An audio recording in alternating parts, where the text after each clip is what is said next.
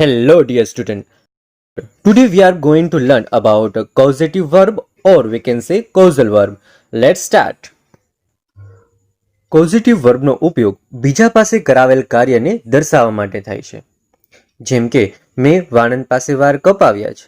આ કાર્ય મેં નથી કર્યું પણ બીજા પાસે કરાવ્યું છે.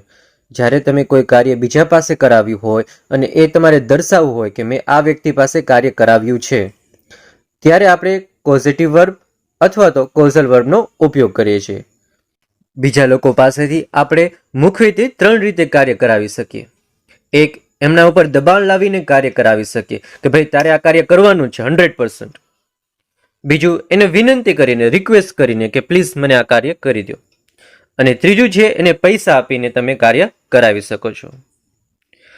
આ જ ત્રણેય વસ્તુ ઇંગ્લિશમાં પણ હોય છે.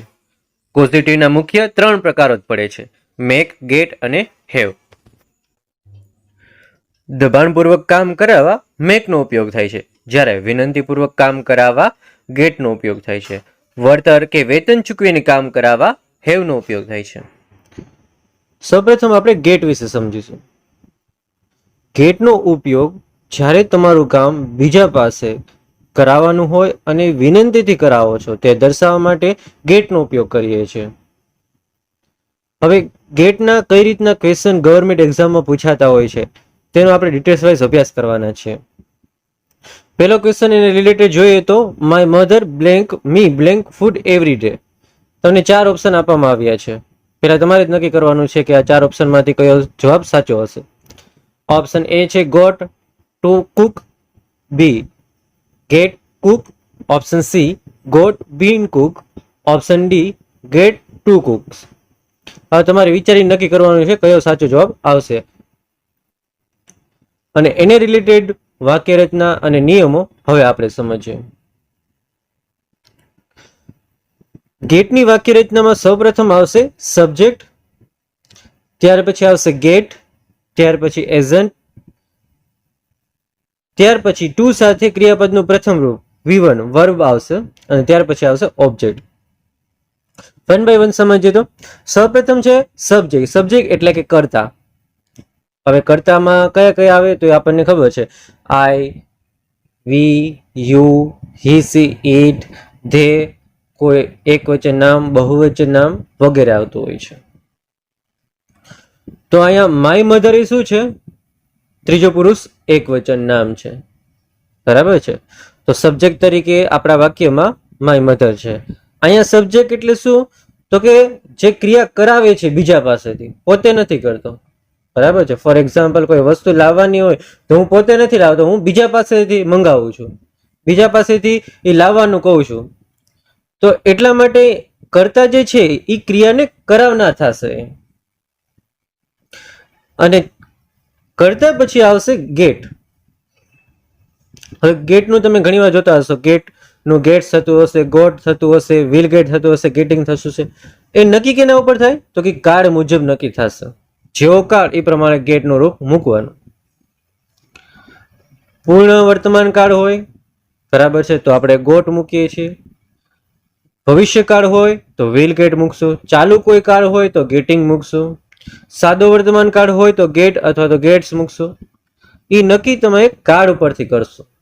હવે આપણે પેલી જ ખાલી જગ્યામાં ગેટ જ આવશે, પણ કયો ગેટ આવશે એ આપણે વાક્યના કાળ ઉપરથી નક્કી કરવાનું છે. આ માટે આપણને વાક્યના કાળ આવડવા જોઈએ. Food every day. Every day શબ્દ ઉપરથી આપણને થોડોક અંદાજ આવે કે આ સાદા વર્તમાન કાળનું વાક્ય છે. આપણને સાદા વર્તમાન કાળનો નિયમ પણ ખબર છે કે જ્યારે ત્રીજો પુરુષ એક વચન હોય ત્યારે ક્રિયાપદ પછી એસ કે યસ લાગતો હોય છે. બરાબર છે. તો હવે અહીં આપણે શું લગાડશું? માય મધર પછી શું આવશે? ગેટ આવશે કે ગેટ્સ આવશે? ગેટ્સ આવશે. ત્યાર પછી છે એજન્ટ એટલે કે પર્સન, કે જેની પાસે તમે કામ કરાવો છો. મારે કોઈ વસ્તુ ખરીદવી હતી તો મેં તમારી પાસે ખરીદાવી, તો તમે જે છે એ ક્રિયાને કરનારા થયા. બરાબર. એકચ્યુઅલીમાં તમે ક્રિયા કરી છે. તમે કોઈ વાળ કપાવવા જાઓ છો તો તમે વાળ પોતે નથી કાપતા, બીજા પાસે કપાવો છો. તો જ્યારે તમે બીજા પાસે કોઈ ક્રિયા કરાવો છો એ વ્યક્તિને તમે એજન્ટ કે પર્સન તરીકે કહી શકો.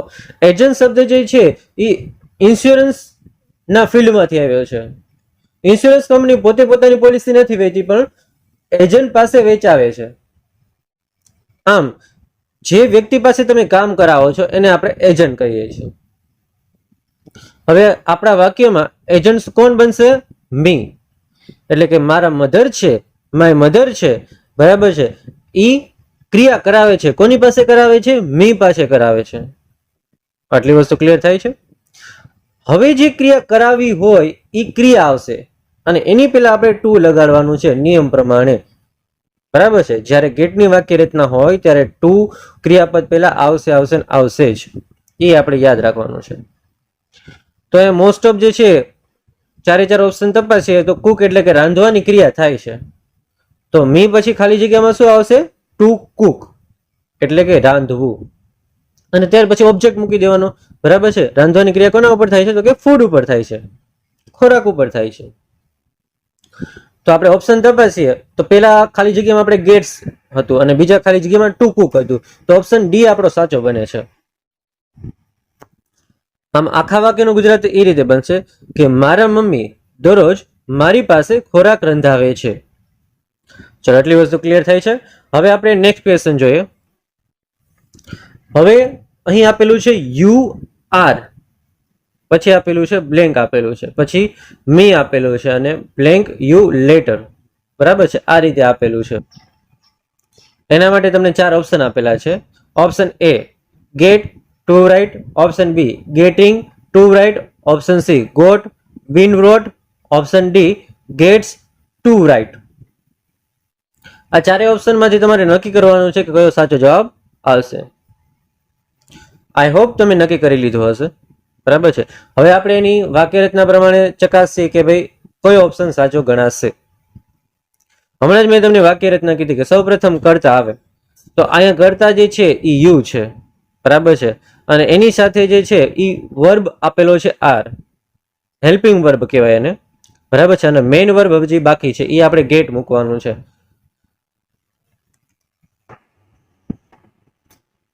હવે આપણે ઓપ્શન તપાસીએ, બરાબર છે, કે આમાંથી કયો સાચો ગણી શકે.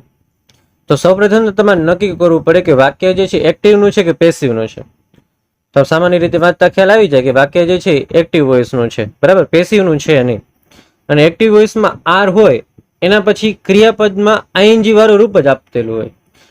તો એ ઓપ્શન તપાસી, ઓપ્શન બી આપણો સાચો ગણાય, બરાબર છે. તો યુ આર પછી શું આવશે? ગેટિંગ. મેં તમને હમણાં જ કીધું કે ગેટનું રૂપ જે છે કાર્ડ મુજબ નક્કી કરવાનું. એ કાર્ડ ચાલુ બતાવે છે તો આપણે ગેટિંગ જ લખશું, ગેટ લખશું નહીં. ત્યાર પછી આવશે એજન્ટ. એજન્ટ તરીકે કોણ છે? તો કે મી છે. કોણ કરાવે છે કામ? યુ કરાવે છે. કોની પાસે કરાવે છે? મી પાસે કરાવે છે, બરાબર છે. ત્યાર પછી હમણાં આપણે કીધું એમ કે એજન્ટ પછી શું આવશે? ક્રિયાપદ સાથે ટુ આવશે, એટલે ટુ અને પછી રાઇટ, એટલે ઓપ્શન બી આપણો સાચો ગણાશે.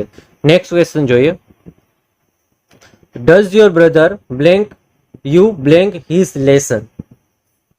ક્વેશ્ચન ફોર્મમાં વાક્ય છે, બરાબર છે. અને ડઝ થી શરૂ થયું એટલે આપણને ખ્યાલ આવી જ જશે કે આ સાદા વર્તમાન કાળનું વાક્ય છે. આપણી જે વાક્ય રચના હતી એ જ પ્રમાણે હવે આ ખાલી જગ્યા છે એનો આપણે સાચો જવાબ દેવાનો છે. એના માટે 4 ઓપ્શન તમને આપેલા છે. Option A get, to write. Option B getting, to write. Option C got, been brought. Option D gets, to write. આપણે એક પછી એક ઓપ્શન તપાસીએ. હવે ડઝ વાળું વાક્ય હોય, બરાબર છે, ત્યારે V1 નું ફોર્મ આવશે, બરાબર છે. એટલે ગેટ સાથે હંમેશા શું આવશે? V1 નું ફોર્મ આવશે. GET વાળું ગેટ આવશે, બીજું કઈ આવશે નહીં. જ્યારે પ્રશ્નાર્થ વાક્ય હોય, ડઝમાં ES તો લાગી ગયો એટલે આપણે ES પણ લગાડવાની જરૂર નથી. અને સાદા વર્તમાન કાળનું વાક્ય છે એટલે ઓલું આઈએનજી વાળું તો નહીં જ આવે, તો આપણને ખબર પડી ગઈ. સાદા વર્તમાન કાળમાં કોઈ આઈએનજી આવશે નહીં. હવે ડઝમાં ES લાગી ગયું એટલે પછી ક્રિયાપદમાં ES લગાડવાની જરૂર નહીં પડે, એટલે બી નહીં આવે ને ડી નહીં આવે. હવે આપણી પાસે શું વધ્યા? ઓપ્શન એ અને સી. હવે સાદા વર્તમાન કાળમાં V2 કે V3 નું આવશે નહીં, એટલે કે ક્રિયાપદનું બીજું રૂપ કે ત્રીજું રૂપ નહીં આવે, એટલે ગોટ પણ નહીં આવે. તો વધ્યું શું? ગેટ. તો આપણો સાચો જવાબ બનશે ઓપ્શન એ. અને ત્યાર પછી આવશે પર્સન યુ, બરાબર છે. ત્યાર પછી ટુ સાથે ક્રિયાપદનું પ્રથમ રૂપ એટલે ટુ રાઇટ હિઝ લેસન. આમ આખું વાક્ય શું બનશે? Does your brother get you to write his lesson? વાક્યનું ગુજરાતી આ રીતે બનશે કે તમારો ભાઈ તેનું લેસન તમારી પાસે કરાવે છે. નેક્સ્ટ વાક્ય છે, હવે અહીં તમને ત્રણ ટોટલ બ્લેન્ક આપેલી છે. Blank C blank sister blank her homework yesterday. Yesterday ઉપરથી ખ્યાલ આવે કે આ વાક્ય જે છે કંઈક ભૂતકાળનું હોવું જોઈએ. બરાબર છે. જોઈએ ઓપ્શન કયા કયા છે. Option A does get to do. Option C does got been done. Option B did got to do. Option D did get to do. હવે જો ઓપ્શન એ અને ઓપ્શન સી નીકળી જશે. શું કેમ? કે જ્યારે આપણે ભૂતકાળનું કોઈ વાક્ય હોય એમાં ડઝ ન આવે, એ સાદા વર્તમાન કાળમાં જ આવે. એટલે ઓપ્શન એ અને ઓપ્શન સી તો નીકળી છે. હવે આપણી પાસે ઓપ્શન 2 વધ્યા છે, ઓપ્શન બી અને ઓપ્શન ડી. અને એમાં આપણે કહેવાનું છે કયું સાચું બનશે. હવે આપણને ખબર છે કે ભૂતકાળનું વાક્ય હોય અને એને તમારે પ્રશ્નાર્થ બનાવવું હોય સાદા ભૂતકાળનું, તો શરૂઆતમાં તમારે ડીડ મૂકવું પડે. એટલે પેલી ખાલી જગ્યામાં તો ડીડ આવશે. Did she. હવે ગેટનું રૂપ મૂકવાનું છે. ગેટનું રૂપ જે છે એ કયું મૂકવું? તો કે જ્યારે સાદો ભૂતકાળ હોય અને પ્રશ્નાર્થ વાક્ય હોય ત્યારે આપણે ક્રિયાપદનું પ્રથમ રૂપ મૂકીએ છીએ. એ આપણને બધાને યાદ છે. કાર્ડ આવડવા કમ્પલસરી છે આ ગેટના વાક્યોમાં કે બીજા કોઈ આગળના વાક્યોમાં. તો હવે તમે શરૂઆતમાં ડીડ મૂક્યું, બરાબર છે, પછી કરતા આવ્યો અને કરતા પછી જે સાદા ભૂતકાળનો નિયમ છે શું છે? તો કે જ્યારે શરૂઆતમાં ડીડ આપેલું હોય, પછી કરતા આપેલું હોય, પછી V1 જ આવે. બરાબર છે. એટલે ગેટનું કયું રૂપ મૂકવાનું છે? આપણે V1 વાળું ગેટ મૂકવાનું છે. તો આપણો ઓપ્શન ડી સાચો બનશે. બરાબર. અને ત્યાર પછી આવશે ટુ ડુ. ગુજરાતી આ રીતે બનશે, તેણીએ પરમ દિવસે તેણીનું કાર્ય તેની સિસ્ટર પાસે કરાવ્યું. નેક્સ્ટ ક્વેશ્ચન જોઈએ. I will blank Mayur blank the prayer. 4 option આપેલા છે. Option A gets sing. Option B got to sing. Option C get to sing. Option D get sing. આ 4 માંથી કયો સાચો જવાબ છે આપણે વિચારીને કહેવાનો છે. આઈ અને વિલ ઉપરથી ખબર પડી જાય કે સાદા ભવિષ્યકાળનો ક્વેશ્ચન હોવો જોઈએ. હવે સાદા ભવિષ્યકાળ સાથે શું આવે? V1 આવે. એટલે કે આપણે ગેટ મૂકવાનું રહેશે. એમાં કઈ આપણે ગેટનું ગોટ કે ગેટ્સ કરવાની જરૂર નથી. એટલે ઓપ્શન એ અને ઓપ્શન બી નીકળી જશે. ઓપ્શન સી અને ઓપ્શન ડી આપણી પાસે વધ્યા. ત્યાર પછી એજન્ટ તરીકે આપણે મયુર મૂકશું કે જેની પાસે આપણે કામ કરાવવાનું છે. ત્યાર પછી આપણે જે છે એ ક્રિયાપદ સાથે ટુ વાળું રૂપ મૂકીશું. હવે જો ટુ વાળું રૂપ જે છે એ ઓપ્શન સી ની અંદર આપેલું છે, ઓપ્શન ડી ની અંદર આપેલું નથી. એટલે ઓપ્શન ડી એલિમેન્ટ થઈ જશે. તો હવે આપણી પાસે શું વધ્યું? Option C get to sing. આખું વાક્ય કઈ રીતે બનશે? તો કે I will get Mayur to sing the prayer. જેનું ગુજરાતી થશે હું મયુર પાસે પ્રાર્થના ગવડાવીશ. ચલો હવે આપણે મેક ના ક્વેશ્ચન જોઈએ. બરાબર છે. પહેલો ક્વેશ્ચન આપેલો છે, the teacher blank me blank the lesson. બરાબર છે. હવે ટીચર જે છે ઈ મારી પાસે કાર્ય કરાવડાવે છે. કયું કરાવે છે? ઓપ્શન જોઈએ તો રાઇટ નું કરાવે છે. 4 ઓપ્શન તમને અહીં આપેલા છે. Option A makes to write. Option B make write. Option C made write. અને option D made to write. બરાબર છે. હવે મારી પાસે જે છે મેક દ્વારા કરાવે છે, એટલે દબાણપૂર્વક કરાવે છે. એટલી વસ્તુ આપણને ખ્યાલ છે. પણ આ બંને ખાલી જગ્યામાં કઈ વસ્તુ આવશે એ આપણે ડિસિઝન કેના ઉપર લેશું? તો કે એની વાક્ય રચના ઉપર. તો વાક્ય રચના શું છે? તો કે સૌ પ્રથમ આવશે સબ્જેક્ટ. સબ્જેક્ટ એટલે કે કર્તા. બરાબર છે. અહીંયા ટીચર જે છે એ કર્તા તરીકે સ્થાન લે છે. ત્યાર પછી મેક નું યોગ્ય રૂપ મૂકવાનું છે કાર્ડ પ્રમાણે. હવે કયો કાર્ડ છે વાક્યના આધારે તો આપણને ચોક્કસ રીતે ખ્યાલ નહીં આવે. એ ઓપ્શન ચેક કરશો એટલે આવશે. ત્યાર પછી શું કીધું છે? તો કે એજન્ટ એટલે પર્સન કે જેની પાસે તમારે કામ કરાવડાવવાનું છે. ટીચર જે છે મારી પાસે કરાવડાવે છે. તો મી શું છે? એજન્ટ છે. બરાબર. અને પછી ક્રિયાપદનું પ્રથમ રૂપ મૂકવાનું છે. બરાબર છે. ક્રિયાપદનું પ્રથમ રૂપ મૂકવાનું છે. અને પછી ઓબ્જેક્ટ એટલે કે જેના ઉપર ક્રિયા થતી હોય, કર્મ. બરાબર છે. હવે જો આપણે એક એક પછી એક એક ઓપ્શન તપાસીને જોઈએ કયો ઓપ્શન સાચો ગણાશે. તો પેલો ઓપ્શનમાં તમને એમ કીધું છે કે મેક્સ, બરાબર છે, તો ટીચર પછી મેક્સ આવી શકે, બરાબર છે. એના પછી જોઈએ બીજા ખાલી જગ્યામાં ટુ રાઈટ આપેલું છે. અહીંયા મેં તમને શું કીધું, જો V1 હતી એની સાથે કઈ ટુ લાગશે નહીં. તો એક વસ્તુ ક્લિયર થઈ ગઈ કે આ એ જે છે એ આવશે નહીં. આટલી વસ્તુ ક્લિયર. ત્યાર પછી બીજું વાક્ય તપાસીએ. બીજું ઓપ્શન તપાસીએ. બીજા ઓપ્શનમાં શું કીધું છે, તો કે ઓપ્શન બી મેક અને પછી આપેલું છે રાઈટ. હવે તમને ખ્યાલ છે કે ત્રીજો પુરુષ એક વચન હોય, બરાબર છે, તો V1 તો આવે જ નહીં, બરાબર છે. એની અંદર એસ અથવા તો ઈએસ લાગે, બરાબર. માત્ર V1 નો આવે, એમાં એસ ઈએસ લાગે. તો બી પણ ઓપ્શન નહીં આવે. તો હવે આપણી પાસે કયા ઓપ્શન રહ્યા, તો ઓપ્શન સી અને ઓપ્શન ડી, બે ઓપ્શન રહ્યા આપણી પાસે. તો ઓપ્શન ડી ની અંદર પણ જો ટુ આપેલું છે એટલે ઈ નહીં આવે. તો કયો ઓપ્શન વધશે, ઓપ્શન સી, ટીચર મેડ મી રાઇટ લેશન, બરાબર. એનું ગુજરાતી શું થશે કે ટીચરે મારી પાસે લેસન લખાવ્યું, બરાબર છે. ત્યાર પછીનો ક્વેશ્ચન જોઈએ. I blank Mayur go yesterday. હવે જોઈએ ગો તો આપી દીધું છે એટલે V1 તો આપી દીધું છે. હવે આપણે જોઈએ કે મેક નું કયું રૂપ આવશે. યસ્ટરડે કીધું છે, બરાબર છે. એના માટે તમને ચાર, યસ્ટરડે એટલે ભૂતકાળની વાત થઈ ગઈ, એના માટે ચાર ઓપ્શન આપેલા છે. મેક, પછી અહીંયા આપેલું છે મેક્સ, ઓપ્શન સી માં આપેલું છે મેડ અને ઓપ્શન ડી માં આપેલું છે મેકિંગ. હવે મેક નું તમારે યોગ્ય રૂપ મૂકવાનું છે. કર્તા તરીકે આય આવશે. મયુર જે છે ઈ કામ કરનાર છે અને આઈ જે છે કરાવનાર છે. ત્યારબાદ V1 તો અહીંયા આપેલું છે, ગો આપેલું છે, અને યસ્ટરડે, બરાબર છે.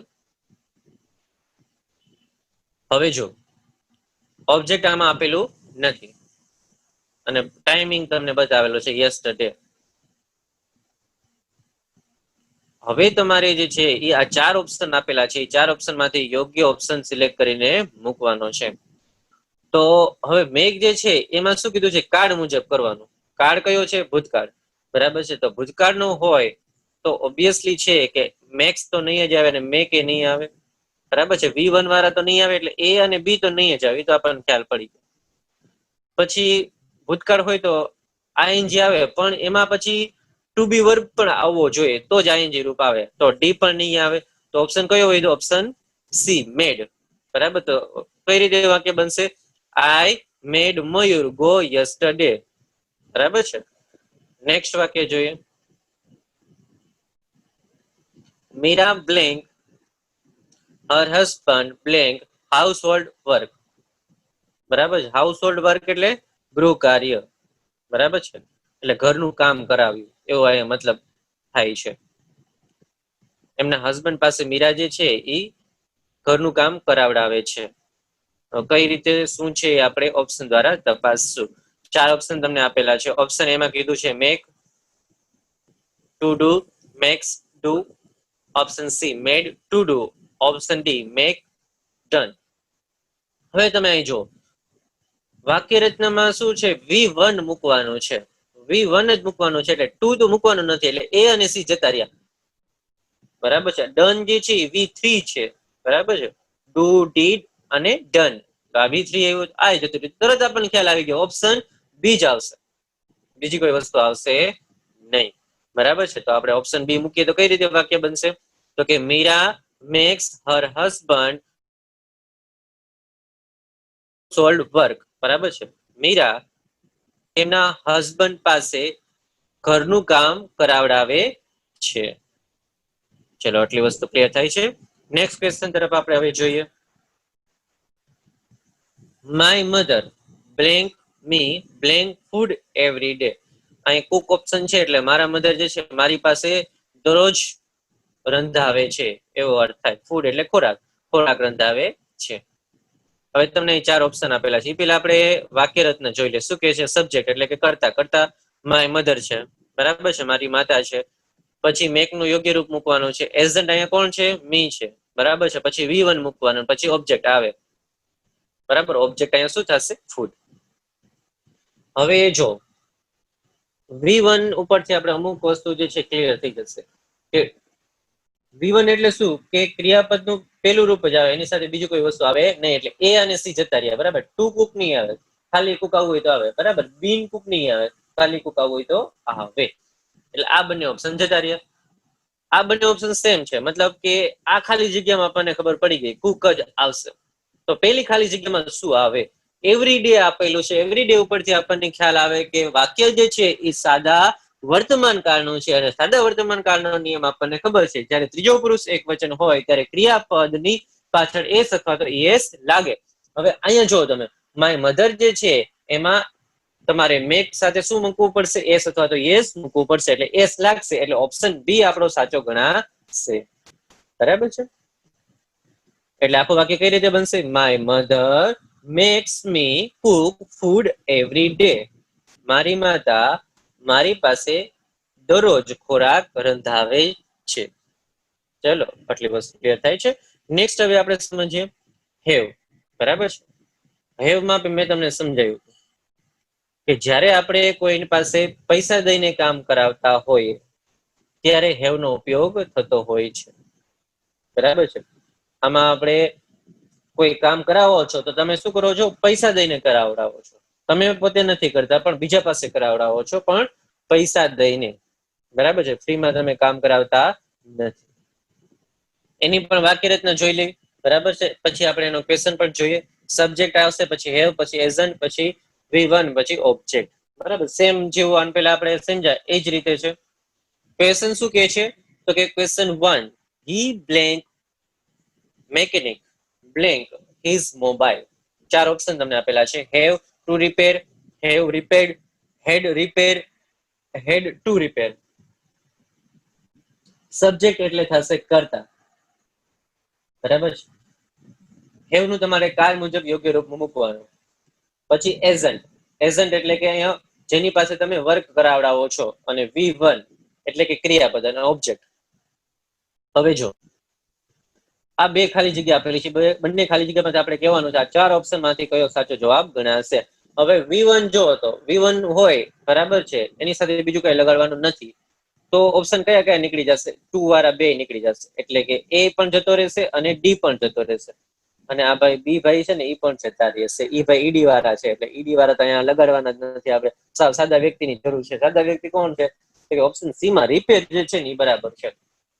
તો રિપેર શબ્દ જે છે એ આપણે ઓપ્શન સી ની અંદર લેશું. એટલે કે બીજી ખાલી જગ્યામાં આપણે રિપેર લખશું. તો ઓબ્વિયસલી છે કે એની સાથેનો જે પેલી ખાલી જગ્યામાં હેડ આવશે. તો આખું વાક્ય આ રીતે બનશે. He had mechanic repair his mobile. બરાબર છે? ચલો નેક્સ્ટ વાક્ય જોઈએ. I will have my employ blank you today. 4 option આપેલા છે. Option A to call, option B call, option C called, option D calling. જો વાક્ય રચનામાં શું કહે છે? V1 કે છે. બરાબર છે? V1 કેમાં કેમાં નથી? તો કે A, C અને D આમાં નથી. તો ઓપ્શન બી સાચો ગણાય. બરાબર, સિમ્પલ વસ્તુ. V1 જ આવે. એઝન્ટ પછી V1 આવે. I will have my employ call you today. બરાબર છે? આ રીતે આખું વાક્ય બનશે.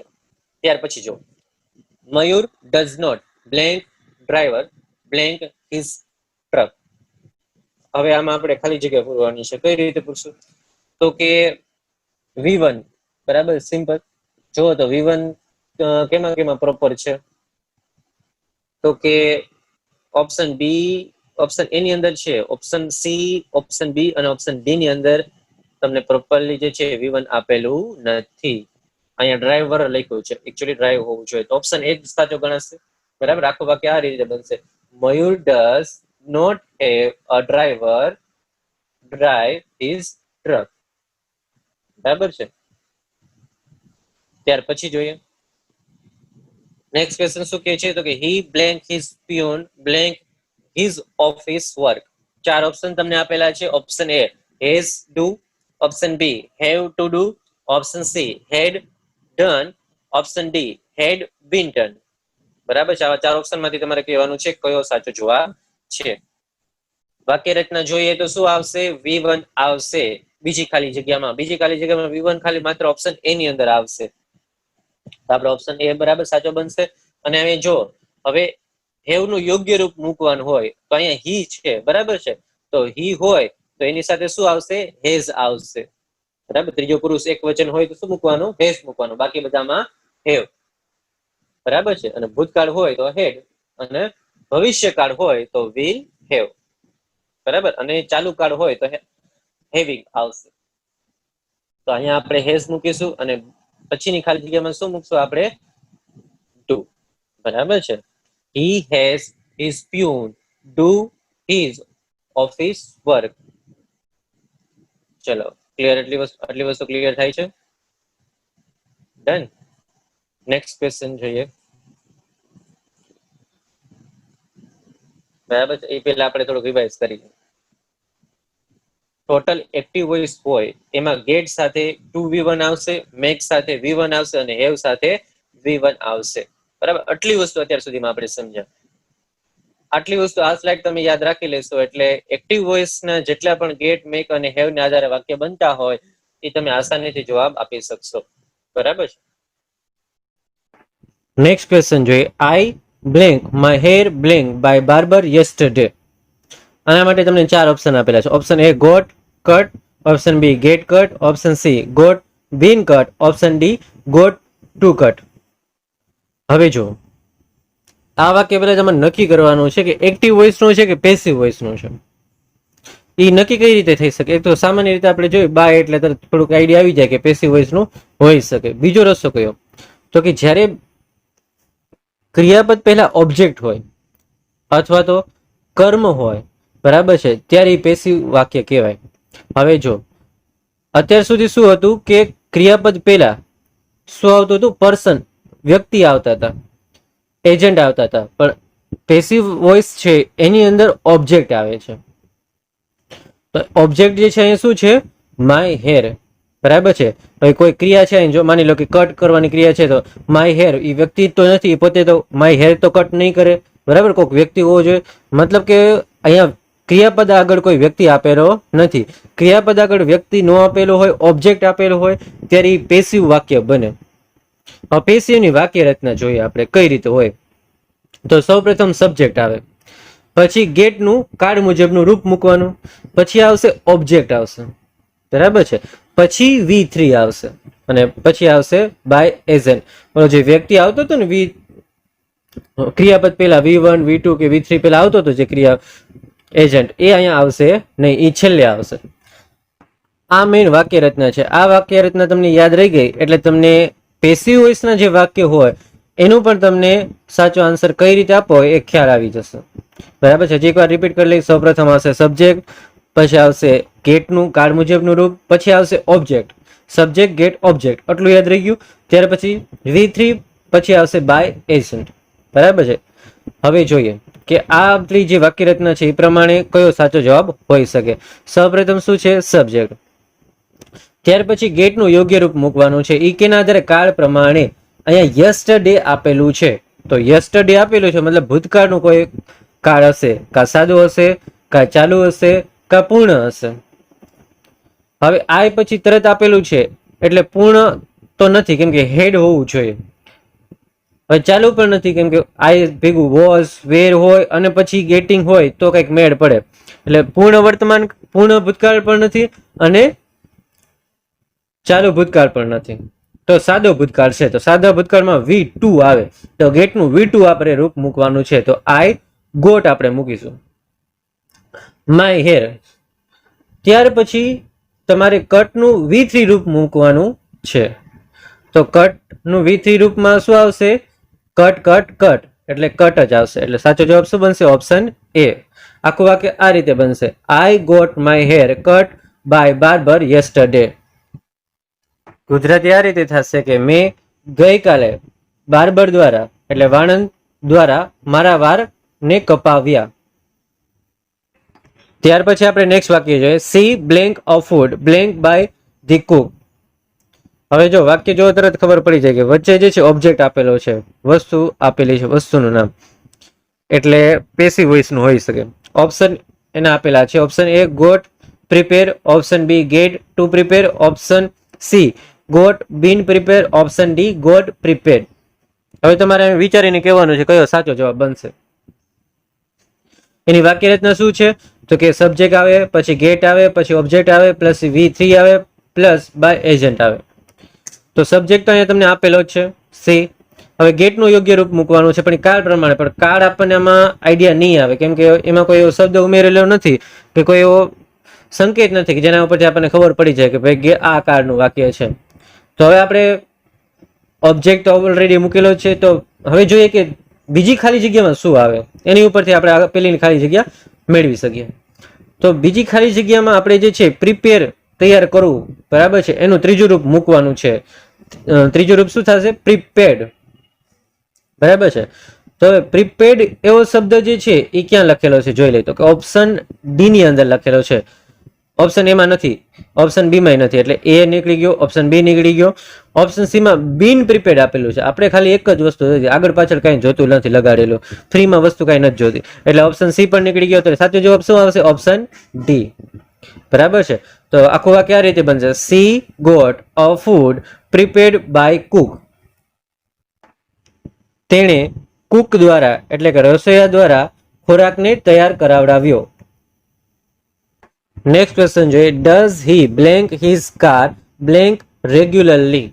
ક્વેશ્ચન છે અને ડઝ ઉપરથી ખ્યાલ આવી ગયો કાળ. કયો કાળ આવશે? સાદો વર્તમાન કાળ.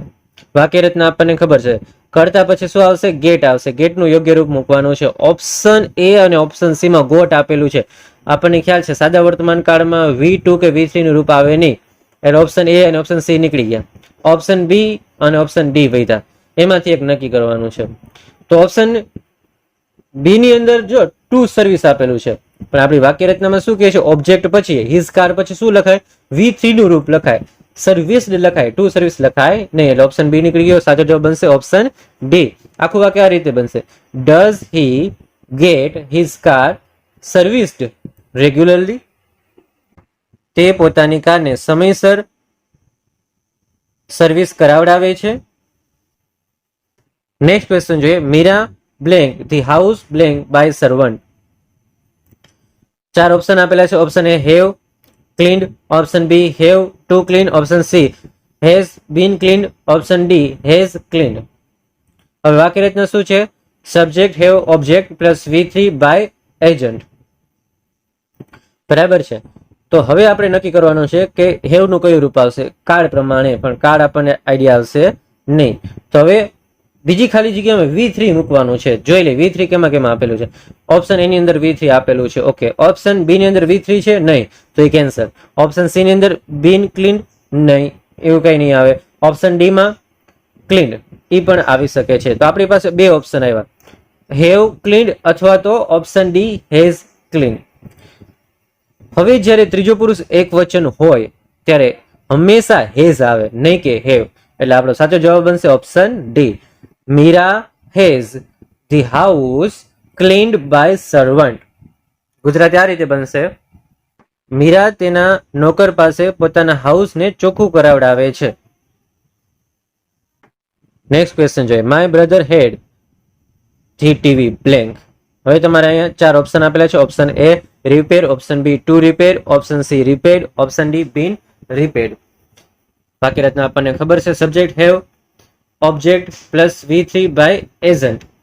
હેવ તો આપણને હેવ નું એક રૂપ આપેલું છે હેડ. હવે આપણે V3 મૂકવાનું છે. V3 કેમ આપેલું છે? ઓપ્શન સી ની અંદર આપેલું છે, બાકી કેમ આપેલું નથી, એટલે સાચો જવાબ બનશે option C. My brother had the TV repaired. Gujarati આ રીતે બનશે, મારા ભાઈએ ટીવીને રિપેર કરાવડાવી હતી. Next question, Mayur blank his car blank every day. Every day ઉપરથી ખ્યાલ આવ્યો, કયો કાળ હશે?